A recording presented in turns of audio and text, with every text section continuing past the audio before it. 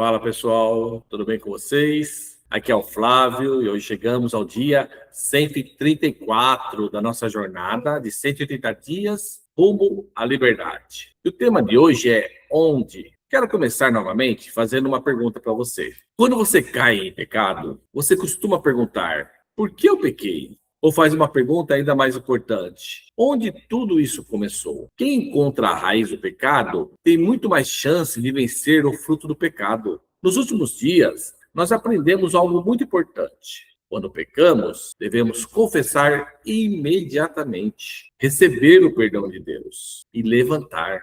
E decidir viver de maneira diferente. Mas existe um passo que muitas pessoas deixam de dar. Elas não investigam a origem da queda. Tratam apenas a consequência. Imagine uma árvore produzindo frutos ruins. Você pode arrancar todos os frutos, mas se a raiz continuar doente, novos frutos aparecerão. Assim também acontece com o pecado. Se tratarmos apenas o comportamento, sem cuidar da raiz, o ciclo tende a se repetir. Por isso, depois de uma queda, faça uma pergunta sincera: onde essa decisão começou? Foi um pensamento alimentado em uma mentira que eu acreditei? Em uma conversa que eu não deveria ter tido? Em um ambiente que eu escolhi frequentar? Não sei. Em um momento em que deixei de buscar a Deus? O pecado raramente começa no ato. Ele normalmente começa muito antes. Começa no coração. Depois passa pelos pensamentos e depois pelas escolhas. E só então chega ao comportamento. É por isso que Jesus ensinou que o coração precisa ser transformado, porque é dele que procedem as atitudes da nossa vida. Lembra lá da igreja de Éfeso? Jesus não disse apenas para ela mudar algumas atitudes. Primeiro, ele disse: lembre-se de onde você caiu. Perceba a sabedoria desse mandamento. Antes de seguir em frente, é preciso olhar para trás, não para viver preso ao passado, mas para aprender com ele. Quando entendemos onde erramos, podemos escolher um caminho diferente. Talvez a sua queda tenha começado quando você diminuiu o seu tempo de oração, ou quando deixou de ler a palavra diariamente. Talvez tenha começado quando você pensou: hoje não faz diferença.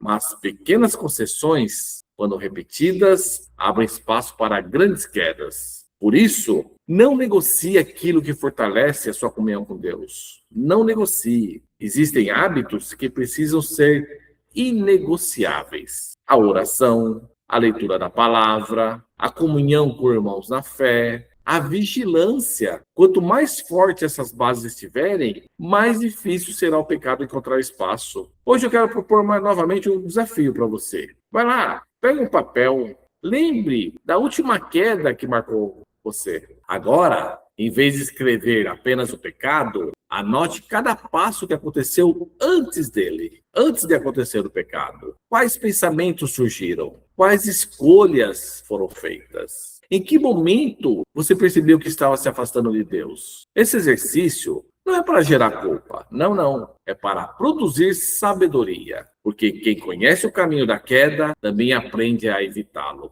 Agora, faça essa oração comigo. Pai, dá-me discernimento para enxergar a origem dos meus erros. Não quero tratar apenas as consequências dos pecados, mas permitir que o Senhor transforme o meu coração. Mostra-me onde comecei a me afastar de ti e ensina-me a escolher todos os dias o caminho da obediência. Amém. E depois, guarde essa frase com você, depois dessa oração. A vitória não começa quando evitamos o pecado consumado. Ela começa quando interrompemos os primeiros passos que nos levariam até ele. Repete isso e vive isso, porque isso muda tudo. E lembre-se, quanto mais cedo você identificar o início da tentação, mais fácil será permanecer firme. Não espere chegar à queda. Aprenda a reconhecer o caminho através dela. E se você precisa de ajuda, lembre-se, não caminhe sozinho. Entre em contato conosco. Nós somos o Ministério da Restauração da Alma da Igreja Luz da Vida de Navegantes. E eu te vejo amanhã no próximo vídeo. Que Deus te abençoe.